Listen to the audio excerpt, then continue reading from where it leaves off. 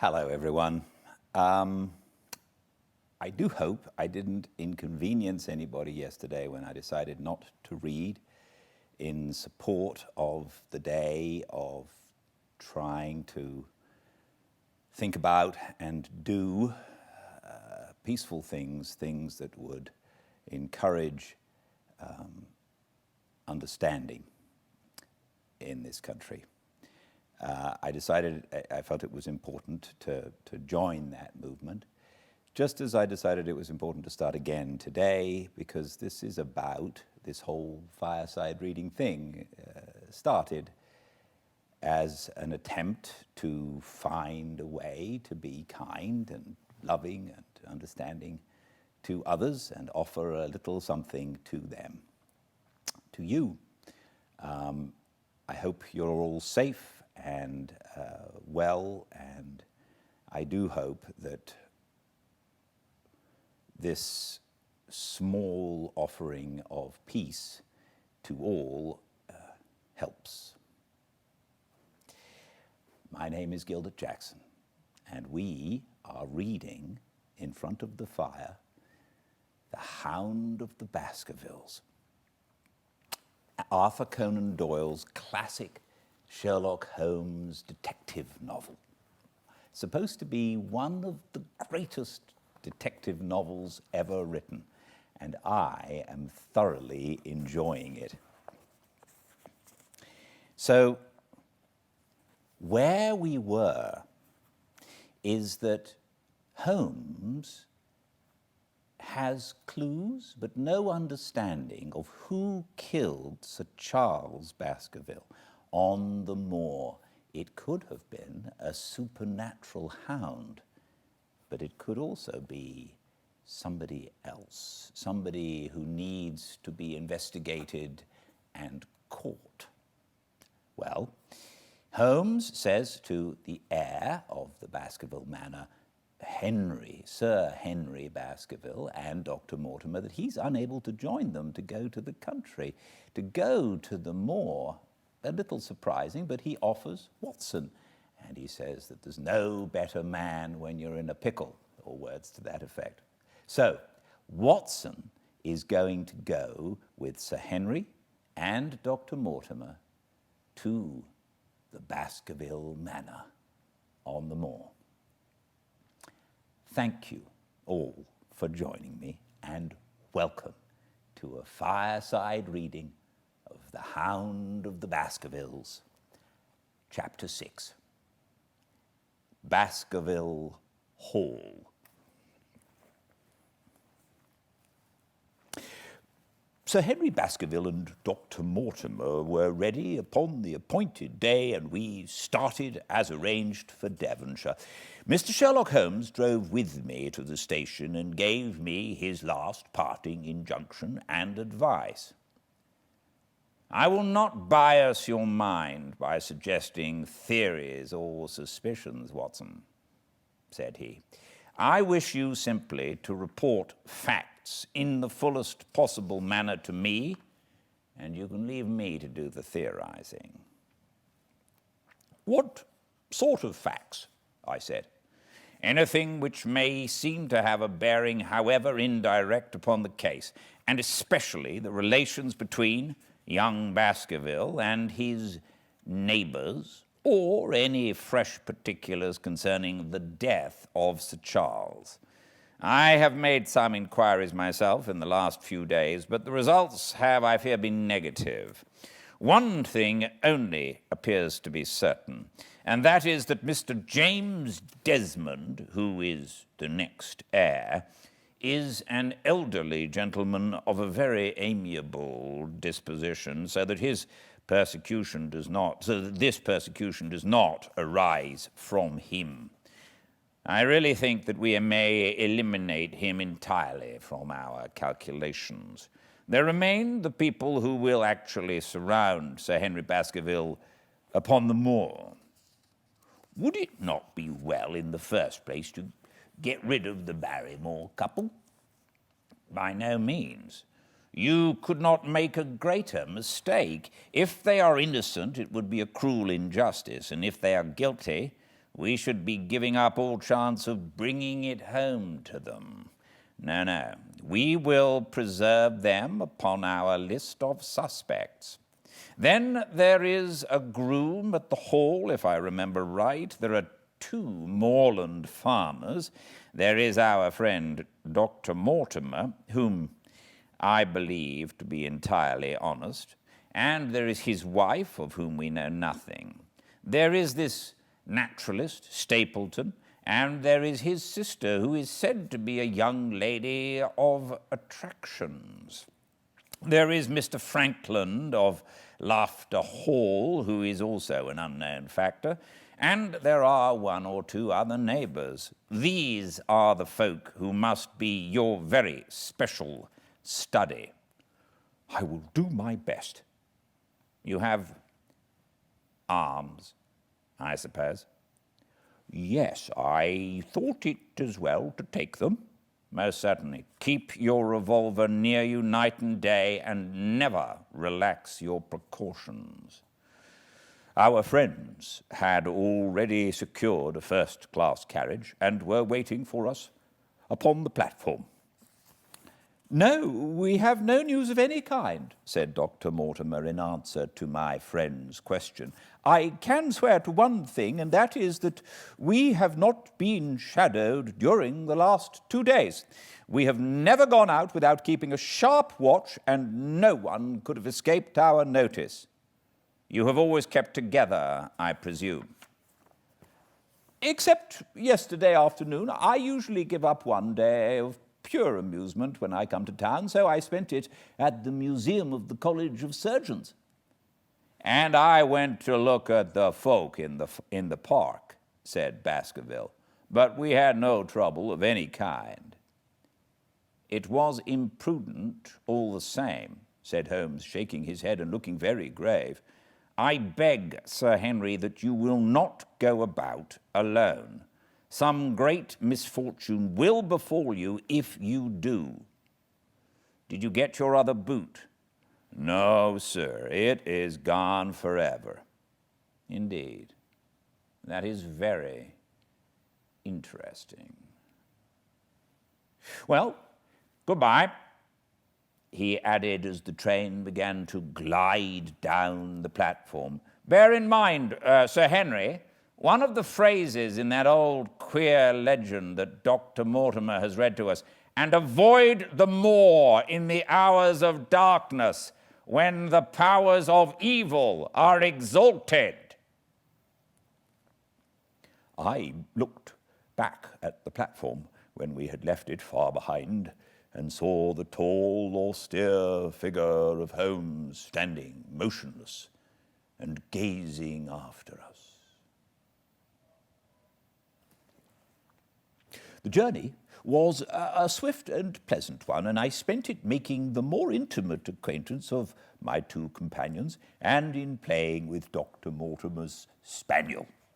In a very few hours, the brown earth had become ruddy, the brick had changed to granite, and red cows grazed in well-hedged fields where the lush grasses and more luxuriant vegetation spoke of a richer, if a damper, climate. Young Baskervilles stared eagerly out of the window and cried aloud with delight as he recognized the familiar features of the Devon scenery.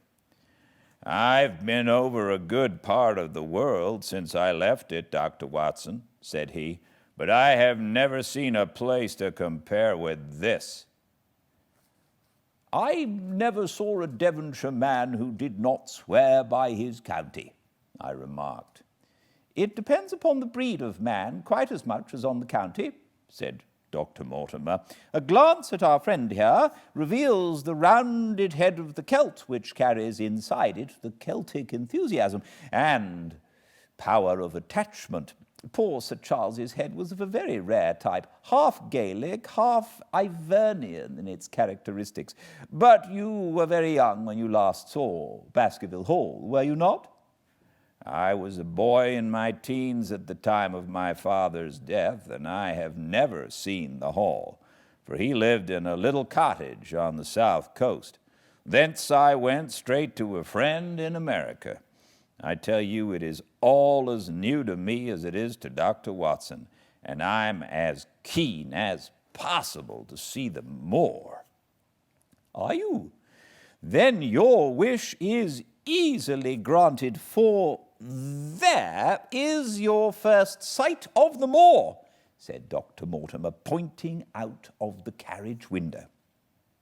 Over the green squares of the fields and the low curve of a wood there rose in the distance a grey, melancholy hill, with a strange, jagged summit, dim and vague in the distance, like some fantastic landscape in a dream. Baskervilles sat for a long time, his eyes fixed upon it, and I read upon his eager face how much it meant to him, this first sight of that strange spot where the men of his blood had held sway so long and left their mark so deep. There he sat, with his tweed suit and his American accent, in the corner of a prosaic railway carriage, and yet as I looked at his dark and expressive face, I felt more than ever how true a descendant he was of that long line of high-blooded, fiery, and masterful men. There were pride, valor, and strength in his thick brows, his sensitive nostrils, and his large hazel eyes. If, on that forbidding moor, a difficult and dangerous quest should lie before us, this was at least a comrade for whom one might venture to take a risk with the certainty that he would bravely share it. The train pulled up at a small wayside station, and we all descended. Outside, beyond the low white fence, a wagonette with a pair of cobs was waiting. Our coming was evidently of great event, for station master and porters clustered round us to carry out our luggage. It was a sweet, simple country spot, but I was surprised to observe that by the gate there stood 2 soldierly men in dark uniforms, who leaned upon their short rifles and glanced keenly at us as we passed.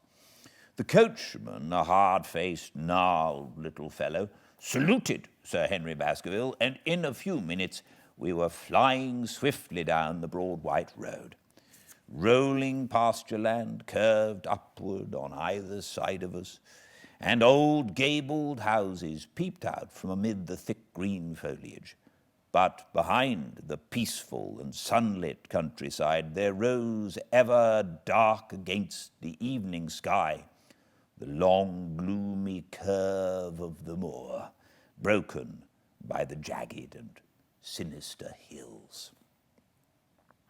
The wagonette swung round into a side road, and we curved upward through deep lanes worn by centuries of wheels, high banks on either side, heavy with dripping moss and fleshy hart's-tongue ferns. Bronzing bracken and mottled bramble gleamed in the light of the sinking sun. Still steadily rising, we passed over a narrow granite bridge and skirted a noisy stream which gushed swiftly down, foaming and roaring amid the grey boulders. Both road and stream wound up through a valley dense with scrub oak and fir. At every turn, Baskerville gave an exclamation of delight, looking eagerly about him and asking countless questions.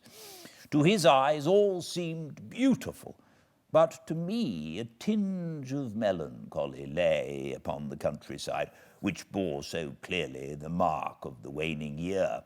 Yellow leaves carpeted the lanes and fluttered down upon us as we passed. The rattle of our wheels died away as we drove through drifts of rotting vegetation, sad gifts, as it seemed to me, for nature to throw before the carriage of the returning heir of the Baskervilles. "Hello!" cried Dr. Mortimer. "What is this?" A steep curve of heath-clad land, an outlying spur of the moor, lay in front of us. On the summit, hard and clear like an equestrian statue upon its pedestal, was a mounted soldier, dark and stern, his rifle poised ready with his forearm. He was watching the road along which we travelled. "What is that, Perkins?" asked Dr. Mortimer. Our driver half turned in his seat. "There's a convict escaped from Princetown, sir. He's been out 3 days now, and the warders watch every road and every station, but they've had no sight of him yet. The farmers about here don't like it, sir, and that's a fact." "Well, I understand that they get £5 if they can give information." "Yes, sir, but the chance of £5 is but a poor thing compared to the chance of having your throat cut. You see, it isn't like any ordinary convict. This is a man that would stick at nothing." "Who is he, then?" "It is Selden, the Notting Hill murderer." I remembered the case well, for it was one in which Holmes had taken an interest on account of the peculiar ferocity of the crime and the wanton brutality which had marked all the actions of the assassin. The commutation of his death sentence had been due to some doubts as to his complete sanity, so atrocious was his conduct. Our wagonette had topped a rise, and in front of us rose the huge expanse of the moor, mottled with gnarled and craggy cairns and tors. A cold wind swept down from it and set us shivering.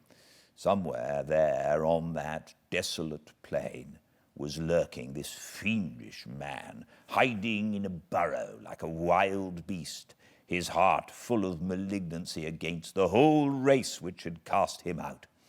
It needed but this to explain, to complete the grim suggestiveness of the barren waste, the chilling wind and the darkling sky.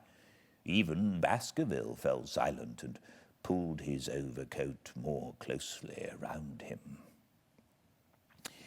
We had left the fertile country behind and beneath us. We looked back on it now, the slanting rays of a low sun turning the streams to threads of gold and glowing on the red earth, new turned by the plough and the broad tangle of the woodlands. The road in front of us grew bleaker and wilder over huge russet and olive slopes, sprinkled with giant boulders. Now and then we passed a moorland cottage, walled and roofed with stone, with no creeper to break its harsh outline.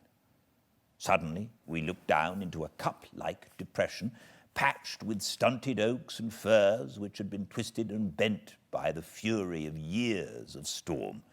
2 high, narrow towers rose over the trees. The driver pointed with his whip. "Baskerville Hall," said he. Its master had risen and was staring with flushed cheeks and shining eyes. A few minutes later, we had reached the lodge gates, a maze of fantastic tracery in wrought iron, with weather-bitten pillars on either side, blotched with lichens and surmounted by the boars' heads of the Baskervilles. The lodge was a ruin of black granite and bared ribs of rafters, but facing it was a new building, half constructed, the first fruit of Sir Charles's South African gold. Through the gateway we passed into an avenue where the wheels were again hushed amid the leaves, and the old trees shot their branches in a sombre tunnel over our heads. Baskerville shuddered as he looked up the long, dark drive to where the house glimmered like a ghost at the farther end. "Was it here?" he asked in a low voice. No. The yew alley is on the other side." The young heir glanced round with a gloomy face. "It's no wonder my uncle felt as if trouble were coming on him in such a place as this," said he. It's enough to scare any man. I'll have a row of electric lamps up here inside of 6 months, and you won't know it again, with 1,000 candle power Swan and Edison right here in front of the hall door. The avenue opened into a broad expanse of turf, and the house lay before us. In the fading light, I could see that the center was a heavy block of building from which a porch projected. The whole front was draped in ivy, with a patch clipped bare here and there where a window or a coat of arms broke through the dark veil. From the central block rose the twin towers, ancient, crenellated, and pierced with many loopholes. To right and left of the turrets were more modern wings of black granite. A dull light shone through heavy mullioned windows, and from the high chimneys which rose from the steep, high-angled roof, there sprang a single black column of smoke. "Welcome, Sir Henry, welcome to Baskerville Hall." A tall man stepped from the shadow of the porch to open the door of the wagonette. The figure of a woman was silhouetted against the yellow light of the hall. She came out and helped the man to hand down our bags. "You don't mind my driving straight home, Sir Henry," said Dr. Mortimer. "My wife is expecting me." "Surely you will stay and have some dinner?" "No, I must go. I shall probably find some work awaiting me. I would stay to show you over the house, but Barrymore will be a better guide than I. Goodbye, and never hesitate, night or day, to send for me if I can be of service." The wheels died away down the drive while Sir Henry and I turned into the hall, and the door clanged heavily behind us. It was a fine apartment in which we found ourselves, large, lofty, and heavily raftered, with huge bulks of age-blackened oak. In the great old-fashioned fireplace behind the high iron dogs, a log fire crackled and snapped. Sir Henry and I held out our hands to it, for we were numb from our long drive, and then we gazed round us at the high, thin window of old, stained glass, the oak panelling, the stags' heads, the coats of arms upon the walls, all dim and sombre in the subdued light of the central lamp. "It's just as I imagined it," said Sir Henry. Is it not the very picture of an old family home, to think that this should be the same hall in which for 500 years my people have lived? It strikes me solemn to think of it." I saw his dark face lit up with a boyish enthusiasm as he gazed about him. The light beat upon him where he stood, but long shadows trailed down the walls and hung like a black canopy over him. Barrymore had returned from taking our luggage to our rooms. He stood in front of us now with the subdued manner of a well-trained servant. He was a remarkable-looking man, tall, handsome, with a square black beard and pale, distinguished features. "Would you wish dinner to be served at once, sir?" "Is it ready?" "In a very few minutes, sir. You will find hot water in your rooms.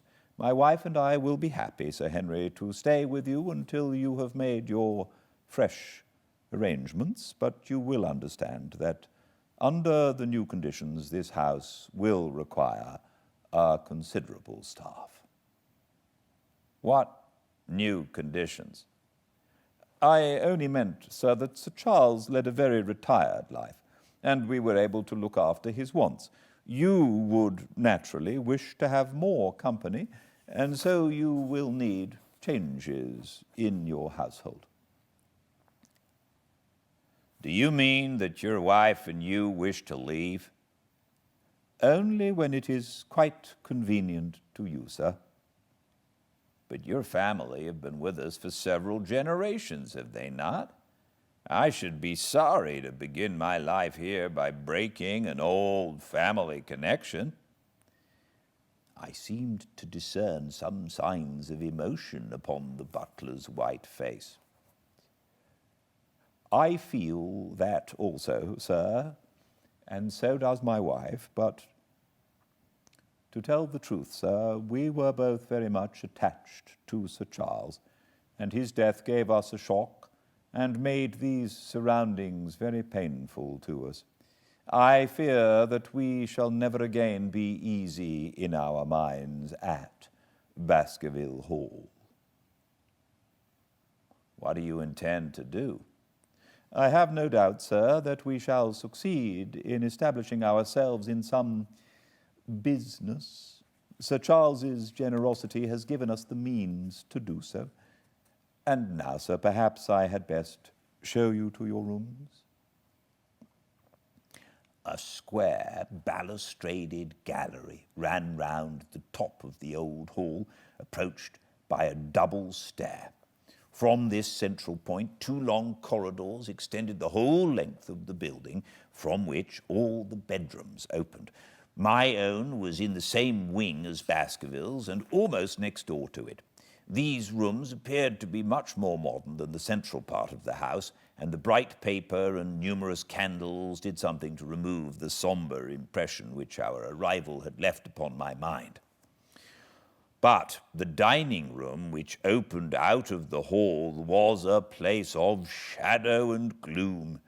It was a long chamber with a step separating the dais where the family sat from the lower portion reserved for their dependents. At one end, a minstrel's gallery overlooked it. Black beams shot across above our heads with a smoke-darkened ceiling beyond them. With rows of flaring torches to light it up and the colour and rude hilarity of an old-time banquet, it might have softened. But now, when 2 black-clothed gentlemen sat in a little circle of light thrown by a shaded lamp, one's voice became hushed and one's spirit subdued. A dim line of ancestors in every variety of dress, from the Elizabethan knight to the buck of the Regency, stared down upon us and daunted us by their silent company. We talked little, and I, for one, was glad when the meal was over and we were able to retire into the modern billiard room and smoke a cigarette. "My word, it isn't a very cheerful place," said Sir Henry. "I suppose one can tone down to it, but I feel a bit out of the picture at present. I don't wonder that my uncle got a little jumpy if he lived all alone in such a house as this. However, if it suits you, we will retire early tonight, and perhaps things may seem more cheerful in the morning." I drew aside my curtains before I went to bed and looked out from my window. It opened upon the grassy space which lay in front of the hall door. Beyond, 2 copses of trees moaned and swung in a rising wind. A half-moon broke through the rifts of racing clouds. In its cold light, I saw beyond the trees a broken fringe of rocks and the long, low curve of the melancholy moor. I closed the curtain, feeling that my last impression was in keeping with the rest. And yet it was not quite the last. I found myself weary and yet wakeful, tossing restlessly from side to side, seeking for the sleep which would not come. Far away, a chiming clock struck out the quarters of the hours, but otherwise a deathly silence lay upon the old house. And then suddenly, in the very dead of the night, there came a sound to my ears, clear, resonant, and unmistakable. It was the sob of a woman the muffled, strangling gasp of one who is torn by an uncontrollable sorrow. I sat up in bed and listened intently. The noise could not have been far away and was certainly in the house. For half an hour I waited with every nerve on the alert, but there came no other sound save the chiming clock and the rustle of the ivory on the wall.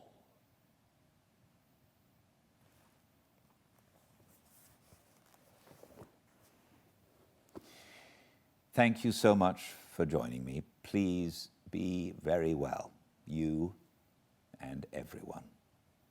And I look forward to seeing you here tomorrow, 5 p.m. Pacific, for the next Fireside Reading of The Hound of the Baskervilles.